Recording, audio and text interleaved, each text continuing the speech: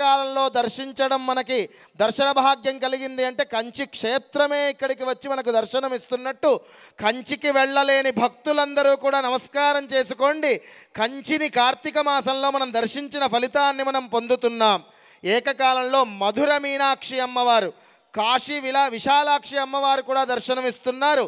శిరస్సు వంచి నమస్కారం చేసుకోండి. మాలా మార్పిడి ఆ యొక్క మీనాక్షి సుందరేశ్వరుల కళ్యాణంలో మాలా మార్పిడి సమర్పణ జరుగుతోంది. తదుపరి మంగళసూత్రధారణ.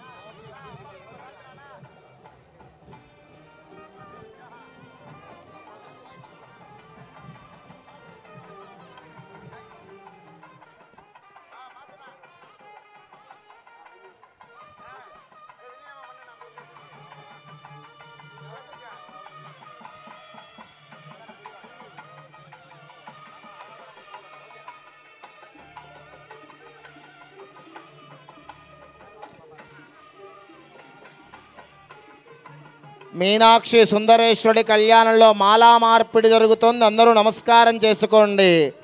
జై జై మధుర మీనాక్షి మాతాకి, సుందరేశ్వర భగవానికి.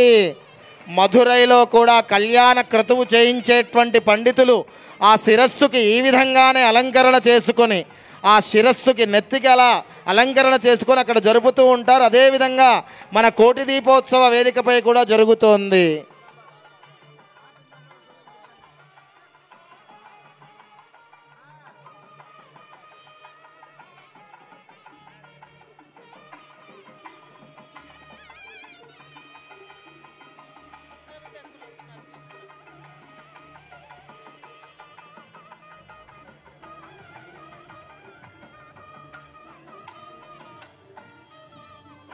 జై జై మధుర మీనాక్షి మాతాకి, జై జై మధుర మీనాక్షి మాతాకి.